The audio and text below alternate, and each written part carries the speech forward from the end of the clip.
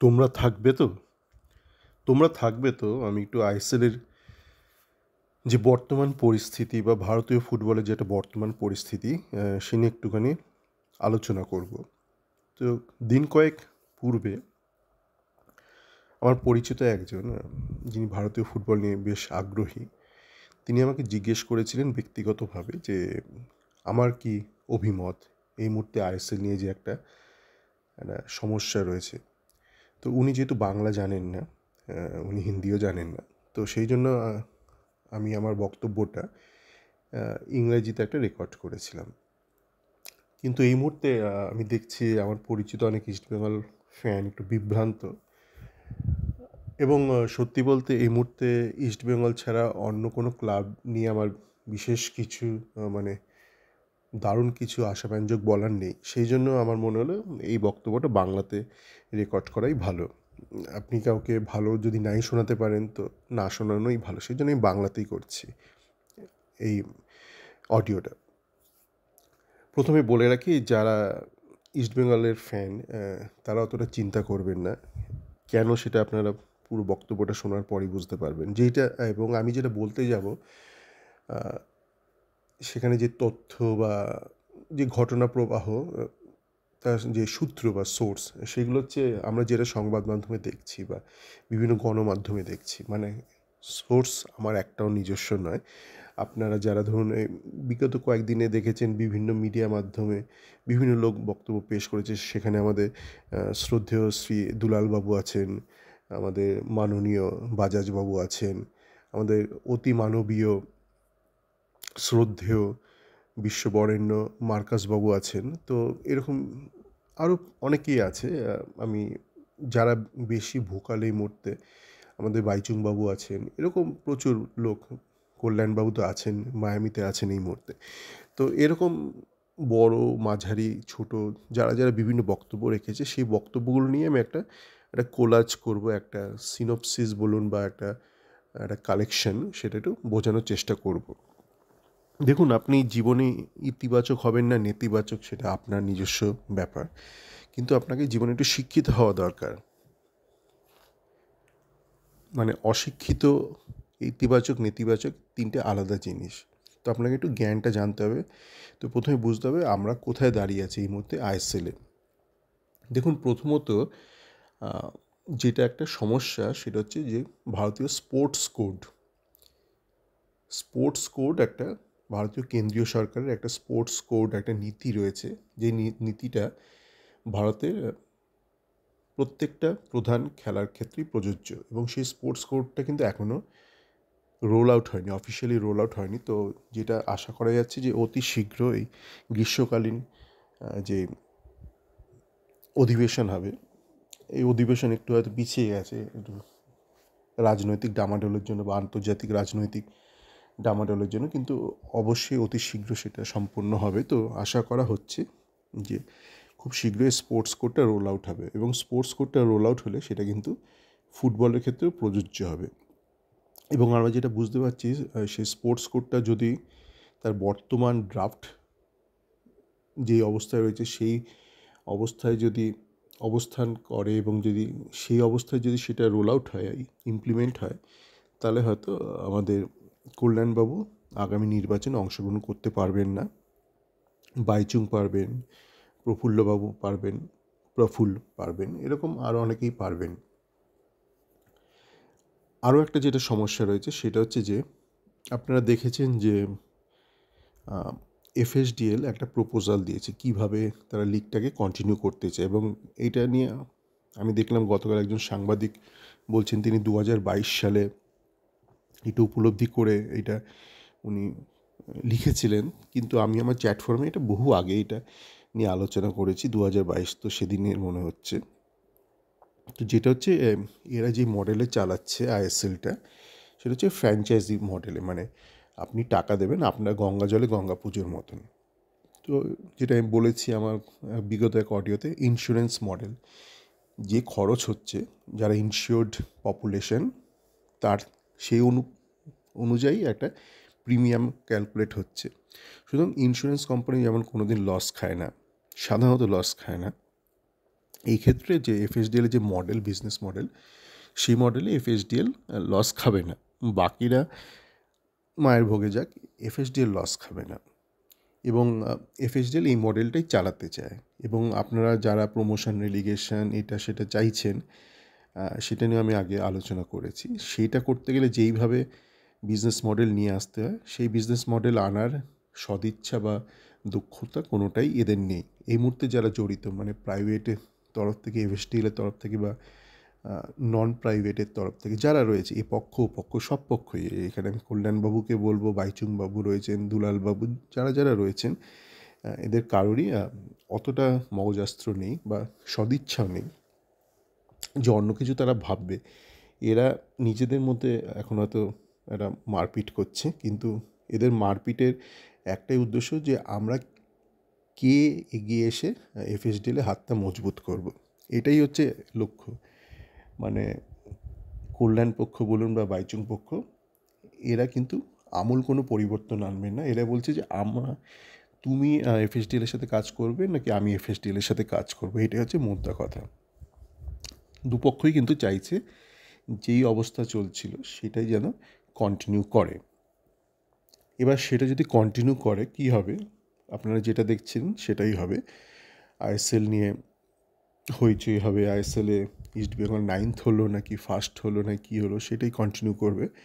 ভারত আন্তর্জাতিক মানে দিনকে দিন আরও নিচে চলে যাবে, মানে স্ট্যাটাসকো, মানে একই স্ট্যাটাস থাকবে।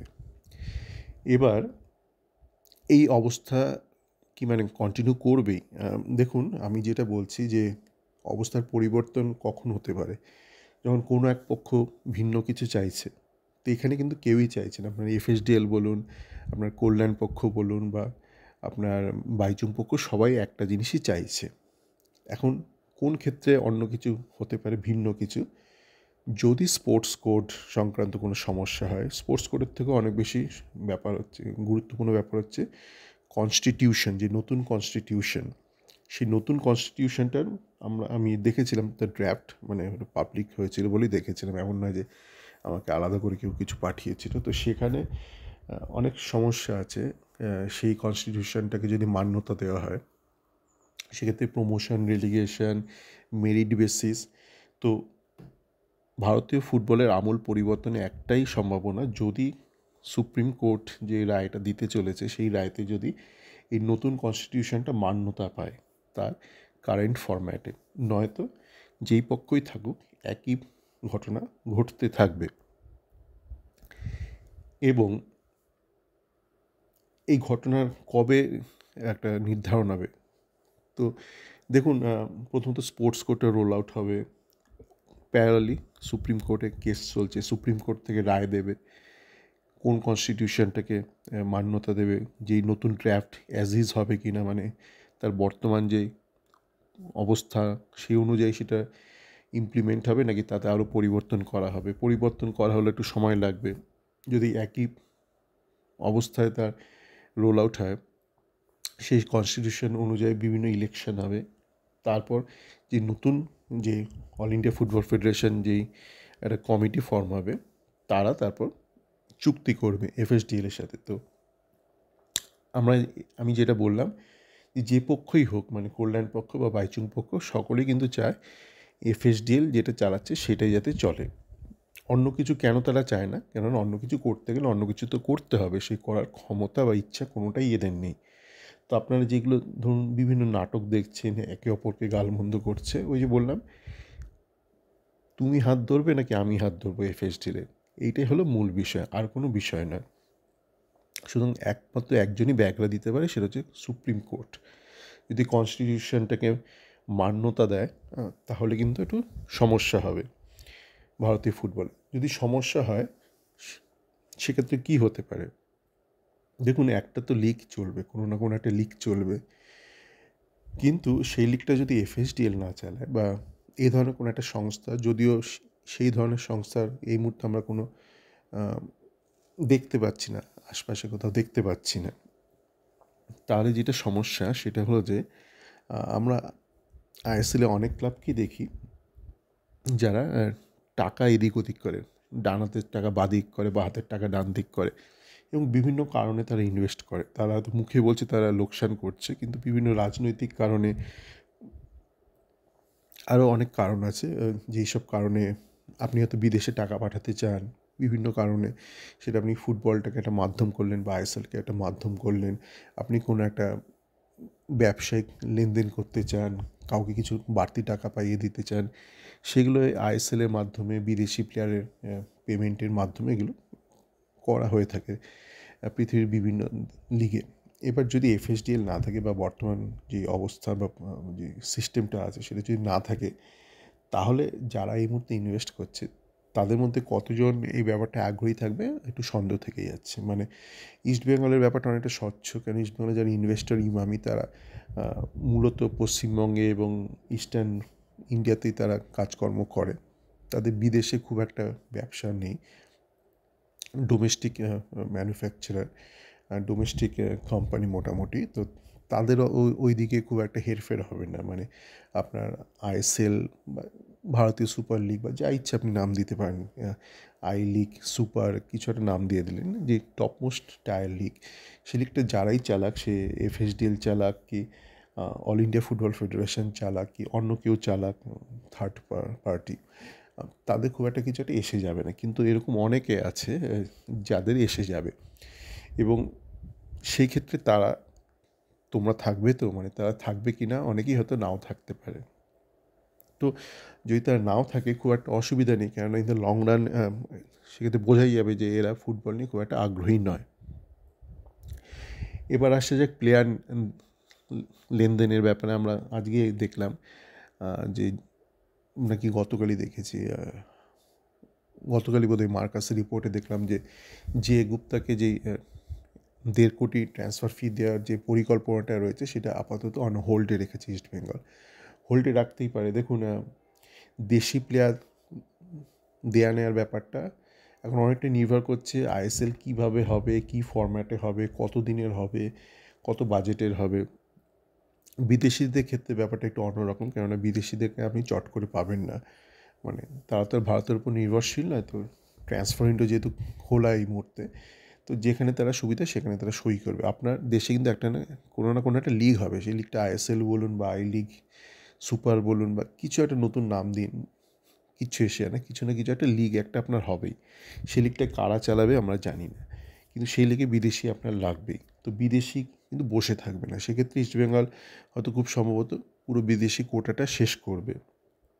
তো স্বদেশি প্লেয়ারের ক্ষেত্রে আপনি যে গুপ্তাকে নেবেন কি নেবেন না, আপনার কাছে এখনও অগাস্ট এন্ড অবধি সময় আছে। যদি ধরুন আইএসএলটা আপাতত ডিসেম্বর অবধি হলো না, ডিসেম্বরের পরে 3 মাসের একটা টুর্নামেন্ট করে হলো, আপনার যে মরশুম শেষ, আপনার হাতে সময় তো আছে।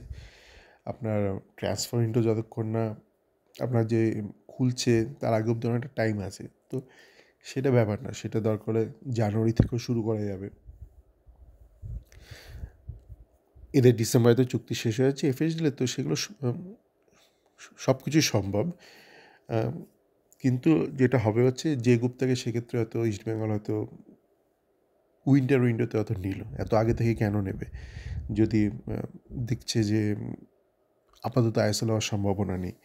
তো এই ব্যাপারগুলোতে এফেক্ট করবে। আপনারা ইতিমধ্যে দেখেছেন যে গোয়া থেকে মার্কাসবাবু বলেছেন যে ইস্টবেঙ্গল ছাড়া বাকি ক্লাব কিন্তু এই প্লেয়ার কেনা বেচা ব্যাপারটা অনেকটাই থামিয়ে দিয়েছে, এবং শুধু দেশি প্লেয়ারদের ক্ষেত্রে নয়, বিদেশি প্লেয়ারদের ক্ষেত্রেও কিন্তু তারা ব্যাপারটা আপাতত স্থগিত করেছে বা পজ করেছে বা অন হোল্ড করেছে। শুধু ইস্টবেঙ্গলই অ্যাক্টিভ রয়েছে। তো একটা যদি বড় কোনো পরিবর্তন হয়, যেটা একমাত্র হতে পারে যদি সুপ্রিম কোর্ট ব্যাকরা দেয়, যেটাতে কিন্তু একটা সম্ভাবনা আছে, সেটা উড়িয়ে দেওয়া যায় না সুপ্রিম কোর্টের ব্যাপারটা, হাই পসিবিলিটি। যদি তাই হয় তাহলে ইস্টবেঙ্গলের খুব একটা অবস্থা পরিবর্তন ঘটবে না, মোহামেডানের ঘটবে না। মোহামেডানের একটা অন্য সমস্যা এই মুহূর্তে হতে পারে, পাঞ্জাবের হয়তো হবে না, বেঙ্গালুরুর হলেও হতে পারে। সুপার জায়েন্টের বলা মুশকিল, কেননা ওদের যারা ইনভেস্টার সে কিন্তু মূলত ওই আইএসএলের যেই একটা ফ্লেক্সিবিলিটি রয়েছে, একটা গোপনীয়তা রয়েছে, সেইটাই কিন্তু তাকে প্রধানত আকর্ষণ করেছিল। তো সেই গোপনীয়তা, সেই একটা ওরকম একটা ব্যাপার আড়াল আবডাল পর্দার ব্যাপার যদি না থাকে, সেক্ষেত্রে উনি কতটা আগ্রহী হবেন ভারতীয় ফুটবলে টাকা ঢালার ব্যাপারে আমার একটা সন্দেহ রয়েছে। মোহামেডানের যে সমস্যাটা হতে পারে সেটা হচ্ছে, আইএসএলও যদি অবিলম্বে শুরু হতো তাহলে মুখ্যমন্ত্রী কোনো একটা বাংলার কোম্পানিকে একটু বুঝিয়ে শুনিয়ে হয়তো ইনভেস্টটা করতে রাজি করাতো। কিন্তু এই মুহূর্তে যেহেতু আইএসএল নিয়ে একটা ডামাডোল রয়েছে কবে শুরু হবে, সেক্ষেত্রে মোহামেডানের ইনভেস্টার নিয়ে মুখ্যমন্ত্রীর পক্ষেও কিন্তু একটু কাজ করা মুশকিল এই মুহূর্তে। যে আপনি ধরুন কাউকে বলবেন উনি যে তোমরা মোহামেডানে ইনভেস্ট করো, ইনভেস্ট কিসের জন্য করবে? আইএসএলের জন্য করবে। তো আইএসএল নিয়ে তো আমরা এখন জানি না আইএসএলটা কবে হবে। তো এটাই বলার ছিল যে ইস্ট বেঙ্গলের ফ্যানদের চিন্তা করার কোনো কারণ নেই। যেটা হতে পারে ওয়ার্স্ট কেসে হয়তো জে গুপ্তা, আশুতোষ মেহতা এরা হয়তো আসবে না, টাকা দিয়ে হয়তো এদেরকে আনবে না। আশুতোষ মেহতা ফ্রি প্লেয়ার হয়তো, আমি মনে নেই। জে গুপ্তা, বিক্রম, প্রতাপ, মানে যাদেরকে টাকা দিয়ে আনার ব্যাপার ছিল, তারা হয়তো আসবে না। কিন্তু বাকি জিনিসগুলো চলতে থাকবে। সকলে ভালো থাকবেন।